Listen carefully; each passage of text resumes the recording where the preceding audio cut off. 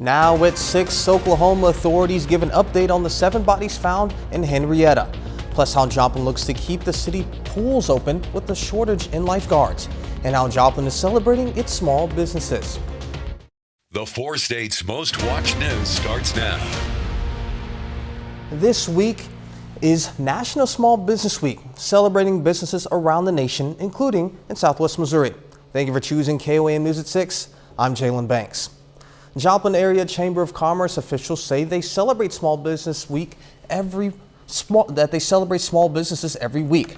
Doug Hunt, Director of Entrepreneurship with the Joplin Area Chamber of Commerce, says post-pandemic, more individuals became entrepreneurs starting a new business. He says to support the new business owners to get past critical first years, the chamber created a website called Launched in Southwest Missouri. It's a portal, a hub, if you will, of resources for everything that has to do with anybody that wants to start a new business.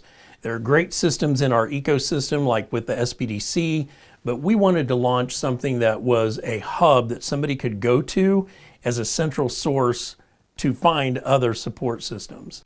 Doug Hunt says National Small Business Week would be a good time to take a day off to analyze the business's systems and processes as well as targeted demographic. The lack of city lifeguards may disrupt your summer plans at community pools. KOAM's Amber Jenkins spoke to the City of Joplin about their efforts to open the pool centers this summer. City of Joplin is in desperate need of summer lifeguards in order to open the community pools. They need at least 30 lifeguards to partially open Schiffer-Decker Pool. We have 2 lifeguards that are certified, ready to go. We have 9 more that are signed up for training sessions. And we do have some applications that are out there. We just haven't heard from the applicants yet. In order to fully open Schiffer-Decker and Cunningham pools, the city needs a total of 90 lifeguards by June 2nd. The lack of lifeguards doesn't just affect open swim hours, but other pool programs and camps. Of course, Aqua Zumba, that's another one that would be affected if we can't open this pool. That is absolutely time that I take out of the week for me. It's an hour, sometimes 2 hours a week that I can come and I can exercise, and that is for me, and I can be with like-minded women. Moms like Caitlin value the community pool for their little ones as much as they value it for themselves. So without having the pools open, we have the parks and those are nice, but what are they going to shut down next, honestly? I do know every time we pass by the pool, our son always asks if the pool was open. Some Joplin residents believe the low wage for lifeguards is the reason for the shortage. Why would they work for less than minimum wage with having to go through trainings to save people's lives and just be on constant alert when they could go flip hamburgers at McDonald's for minimum wage and possibly even more than that? There's so many different things for kids to do now. They have all their social organizations they belong to. They have athletics, they have camps, they have other jobs. Reporting in Joplin, Amber Jenkins, KOAM News. As seasonal city employees, lifeguards earn $11.58 per hour.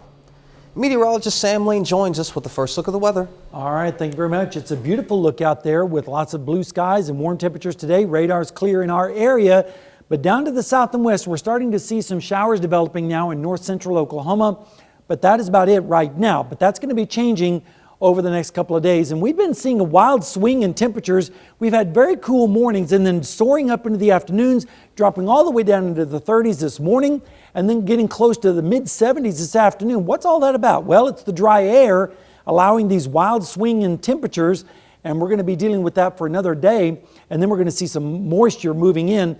50 tonight with temperatures dropping through the 70s into the 60s, down into the 50s by 10 o'clock tonight. Looking down the lane, we do have some morning showers possible with some thunderstorms on Thursday, partly cloudy for your Friday, and then an unsettled pattern setting up in the forecast, and I'll tell you all about that in just a little while. All right, we'll see you then.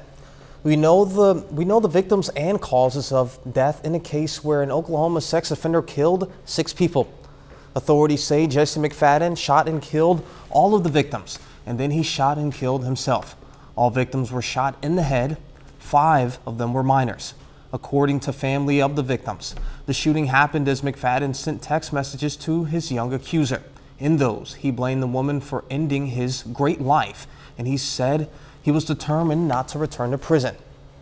An Oklahoma woman says the law has failed her after Jesse McFadden raped her years ago and was released from prison early.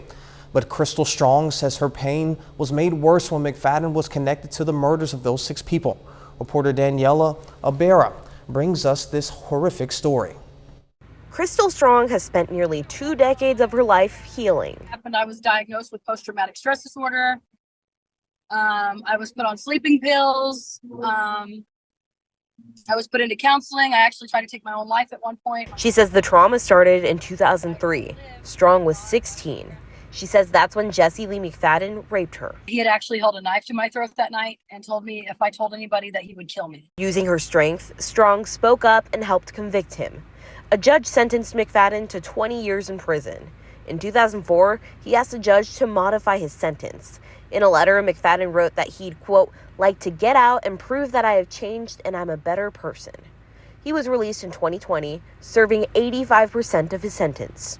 Yeah, he should have never got out. On Monday, Strong's wounds were torn open once again. OHP reported 16-year-old Brittany Brewer and 14-year-old Ivy Webster endangered and missing. OHP said they were possibly with McFadden, a convicted sex offender. I literally got sick because I had this terrible feeling that when it all went out, that I didn't have the heart to say anything, but I just felt like they weren't coming home. Hours later, deputies found McFadden dead at this Henrietta property, which he listed on the registry as his home. 6 other bodies were found, 2 belonging to the missing girls. Do you think someone failed? Oh, yeah. She says McFadden should have been in custody for child sex crime charges he got while in prison. Maybe them 6 people that lost their lives would still be alive. And I say 6 because he don't count. You can watch today's full press conference on the KOAM News Now YouTube page. A federal lawsuit is in court this week after several people sued the Kansas Highway Patrol over a tactic known as the Kansas two-step.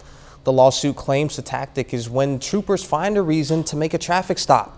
Then, as the trooper heads back to the patrol car, they take a couple steps and then return back to interact with the driver again. The lawsuit contends the procedure buys time to continue seeking incriminating information and to get a drug-sniffing dog to the location, even if the trooper lacks reasonable suspicion. The ACLU of Kansas says troopers use it to target out-of-state motorists coming from places where marijuana is legal. Coming up, Pitt State students showcase some of their projects that benefit the community. We'll take a look. Plus, some special athletes dust off their shoes at Erie High School.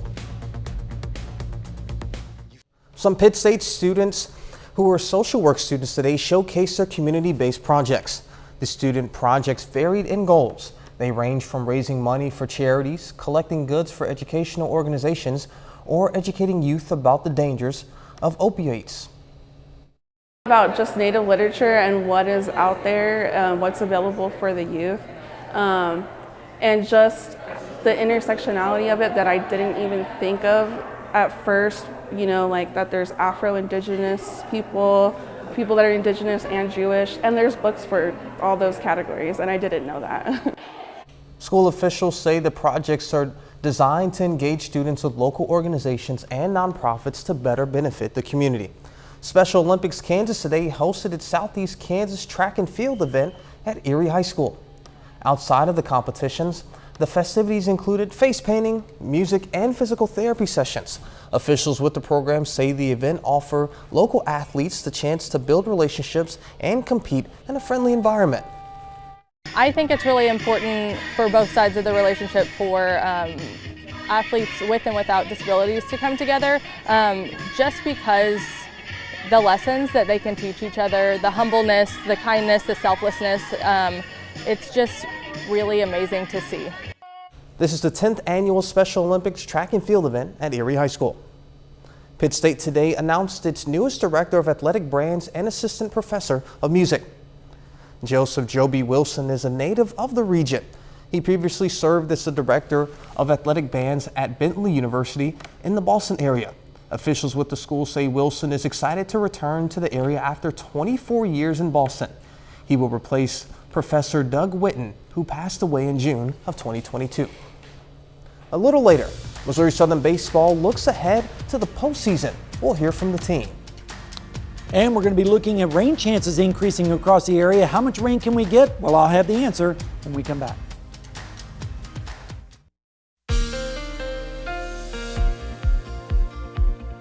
Well, folks, another gorgeous day across the 4 states. Lots of blue skies and warm temperatures. A little bit chilly this morning, though, and I'll show you that in just a moment. Speaking of this morning, let's take a look outside at the Indigo Sky Casino and Resort down in Seneca, Missouri this evening as we started in motion. Mostly fair skies, but then as we headed through the afternoon, you started to see the cirrus clouds moving in from the west. That's ahead of the next storm system that's going to start increasing our moisture chances around here finally. And that's also going to help with our allergies as well. 9.7 today, 9.0 tomorrow. Most of that is oak, mulberry, and walnut pollens out there.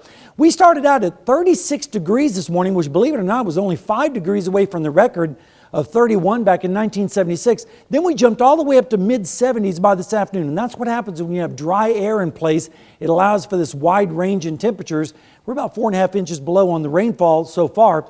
There is some rain on radar, but it's way out to the west in southwestern Kansas with some storms in the Texas and Oklahoma panhandles as well. A few showers in north central and northwestern Oklahoma, but that's eventually going to move in our direction as we get this upper level storm over the west coast moving eastward. And as it does, it'll start breaking down the ridge of high pressure that's been blocking it for several days, and we'll start to see the moisture increase from the west and from the south, and that means rain chances are going to increase as well. Temperatures right now are in the lower 70s off to the east, mid to upper 70s out to the west. Check out Neodesha and Saddam right now, as well as Chanute, 78 degrees.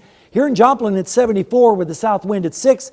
The dew point is 34 and the humidity a low 23%. Pittsburgh, 73 degrees with a calm wind, dew point of 38 and a humidity of 28%. Here's that pesky ridge of high pressure that's been blocking this storm system. That's finally going to move out of the way, and that's going to allow the storm system to kick out into the plains in pieces. And as each piece comes by, we'll start to see those rain chances increase, especially in the afternoon and evening hours. Some of those storms could be severe tomorrow from southern Kansas through western Oklahoma into north Texas. All threats are possible, and some of those storms could sneak into the western portions of our viewing area late tomorrow night and early Friday morning, so we have to be cautious about the threat of severe weather. The biggest threat is going to be heavy rain, which I don't think anyone's going to complain about, but there are some risks of other situations like tornadoes, large hail, and high winds, but the threat is low. Rain chances are going to dramatically increase as we go through the day tomorrow, but especially tomorrow night into Friday morning. That's when we have a really good chance of seeing a widespread rain event. Temperatures tonight in the 50s with south winds. Then tomorrow, scattered showers and storms developing with highs in the 60s. Then here comes that wave of rain along that warm front as we move into Friday morning with lows in the 50s and 60s. And then Friday afternoon, the whole thing moves off towards the east with highs in the 70s and 80s. And in Saturday morning, lows in the 60s, and rain chances or rainfall amounts are going to be highest down to the south with one model, the graph model, but then the European has it a little bit further to the north. So we're going to be splitting the difference across our area, and hopefully everyone will get a good soaking from this storm system. Here's the 7-day forecast. Storms tomorrow, drier Friday and Saturday. Storms come back on Sunday and Monday, and also next week as well, with highs in the 70s and lows, well, actually highs in the 70s and 80s and lows in the 60s. I mean, those temps look good. Hopefully we can get some rain. As you said, everybody get a good soaking. I hope everyone gets a good soaking. Yep. All right, sounds good. Thank you. When severe weather strikes, we'll want you to stay informed. You can do that by scanning this QR code. It will take you to the KOAM News Now YouTube page where our weather team will live stream during severe weather events to give you updated information. While you're there, be sure to subscribe and ring the bell for notifications. Coming up in sports, the Missouri Southern softball team hits the field for the first round of the MIAA tournament. And 4 Pittsburgh senior student athletes signed to continue their careers in college. Jacob Leonard has that and more next.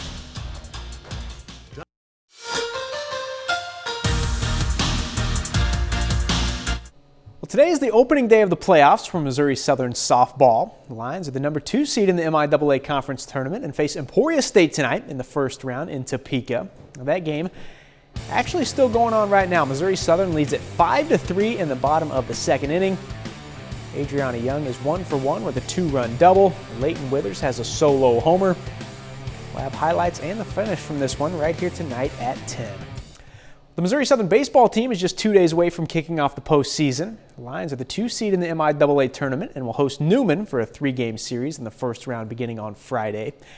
Missouri Southern heads into the tournament ranked 13th in the nation with a 38-12 overall record.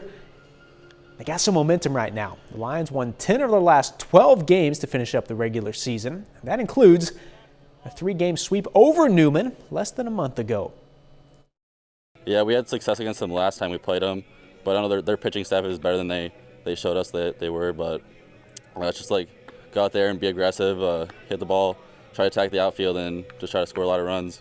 I mean, they're a really offensive team. You know, they're as good offense as there is in the league, so we're going to have to pitch it really well, and at times we're going to have to score some runs. So we need good starting pitching, and also we need our offense to be good and just kind of be consistent like they've been all year. Today is a big day for some Pittsburgh high school student athletes. 4 Pittsburgh seniors signed this afternoon to continue their careers at the college level. Ellie Carpenter signs today to stay in Pittsburgh and join the dance team at Pittsburgh State University. Desi Gorley will continue her track and field career at Friends University in Wichita. Then we have a pair of wrestlers. Jaquan Augustin signs to wrestle at Labette Community College. And his teammate Corbin McIntyre is headed to Oklahoma, signing today to join head coach Joe Renfro and the NEO wrestling program. Joe Renfro just seems like the type of guy that'd be my coach. He seems like a type of guy that pushed me to be the greatest I can be. At this point, I'm chasing a national title, and I feel like NEO is the best place to go to get that. I want to make it higher than just college. I want to make it pro. I want to go to US Open, Nationals. I'm really trying to take wrestling further step than it is college and high school. I could tell that they have a really good school. I feel like it is really homey, so that was a big thing for me. I didn't want to feel like I was too far away from home. I have a lot of friends that are going to Pitt State. I knew that I wanted to stay somewhere close to home so that it would be easier to come back and see family. And I've always been to Pitt State games. I've been super excited to try out for the team and to hopefully be able to represent the town that I grew up in. I always love those signing days, and especially love when kids are going to local schools, because we get to continue to follow them and see kind of where their careers progress. And then it's awesome that she said, she grew up going to Pitt State games, and then now she's going to be able to finally be a part of them. Yeah, it's pretty cool. All right, best of luck to y'all. That's it for sports. We're back with more after this. Here's a look at what's coming up on KOAM News at 9 on Fox 14. We'll have more on how the Joplin Chamber of Commerce is recognizing National Small Business Week. Plus, elementary students in Fort Scott get a chance to see what it's like being in college. And the U.S. Surgeon General declares loneliness as a public health pandemic. Those stories and a lot more tonight on KOAM News at 9 on Fox 14. And similar to an epidemic is the drought that we've had in our area. Any chance of busting that, or what's going on? We're looking at a pretty good chance of rainfall over the next 24 to 36 hours. And the rain chances will still be with us through the extended forecast, with highs in the 80s and lows in the 60s. And of course, this time of year, we always have to be concerned about the possibility of severe weather as well. And of course, we'll keep you up to date on that. So fingers crossed for rain, just not severe weather. Yeah, we don't need that. Leonard? MIAA Outdoor Track and Field Championships coming up. We'll hear from the Pittsburgh State Gorillas. Of course, their men are ranked #1 in the nation, women ranked #6. We'll hear from them right here tomorrow night. Defending national champs, right? Yeah, on the men's side, they were defending indoor champs. Oh man, that's awesome. Thank you for watching us. We'll do it all again at 10. See you then.